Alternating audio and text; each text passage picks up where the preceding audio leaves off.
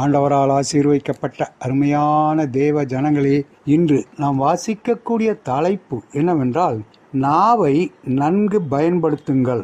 தன் வாயையும் தன் நாவையும் காக்கிறவன் தன் ஆத்மாவை இடுக்கண்களுக்கு விலக்கி காக்கிறான். நீதிமொழிகள் 21வது அதிகாரம் 23வது வசனம். பேரரசன் ஒருவனிடம் வலிமை மிக்க யானை ஒன்று இருந்தது. போர்க்களம் செல்லும் போதெல்லாம் அதன் உடல் முழுவதும் வாட்கள் நிறைந்த கவசங்களால் மூடப்பட்டிருக்கும். போர் சமயங்களில் அதன் வாலிலும் இரும்பு குண்டு ஒன்று இணைக்கப்பட்டிருக்கும்.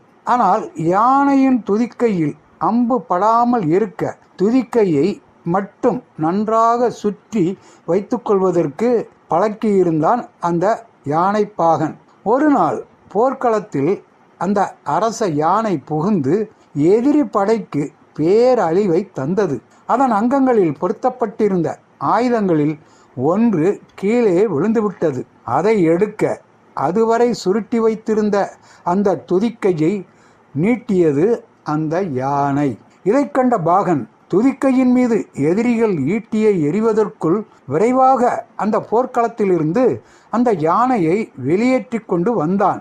அவன் அரண்மனைக்கு சென்று அரண்மனையில் அரசனை சந்தித்து, பாகன், அரசே, நேற்றைய போரில் நமது யானை போர்க்களத்தில் சுருட்டி வைத்திருந்த தனது துதிக்கையை வெளியே நீட்டிவிட்டது. இனி அது போருக்கு பயன்படாது என்று கூறினான். அரசனும் இனி அந்த யானையை போருக்கு பயன்படுத்த வேண்டாம் என்று சொல்லிவிட்டான். மனிதர்கள் தங்கள் நாவை அடக்கும் வரையில்தான் நன்மை அடைவார்கள். துதிக்கையை சுருட்டி வைக்கும் வரைதான் யானைக்கு பாதுகாப்பு இருக்கும். தேவையில்லாத இடங்களில் துதிக்கையை சுருட்டி வைத்துக் கொள்ளும் யானை போல அவசியமில்லாத இடங்களில் நம் நாவை நாம் கட்டுப்படுத்த வேண்டும்.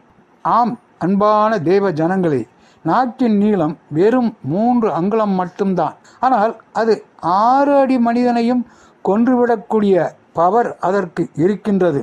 அவனவன் வாயின் பலனால் அவனவன் வயிறு நிரம்பும். அவனவன் உதடுகளின் விளைவினால் அவனவன் திருப்தியாவான். மரணமும் ஜீவனும் நாவின் அதிகாரத்தில் இருக்கும். அதில் பிரியப்படுகிறவர்கள் அதன் கனியை புசிப்பார்கள். நீதிமொழிகள் 18வது அதிகாரம் 20வது வசனமும் 21வது வசனமும். பொதுவாக பெண்கள் ஆண்களை காட்டிலும் தங்கள் நாவை அடக்கக்கூடாதபடி மிகவும் அதிகமாக பேசும் தன்மையை கொண்டவர்கள் ஆவார்கள்.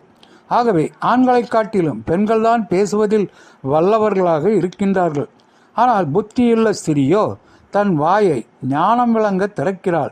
தயையுள்ள போதகம் அவள் நாவின் மேல் இருக்கிறது. நீதிமொழிகள் 31வது அதிகாரம் 26வது வசனம். நாவை அடக்க ஒரு மனுஷனாலும் கூடாது. ஆகையால் வெறுப்பிலும் கோபத்திலும்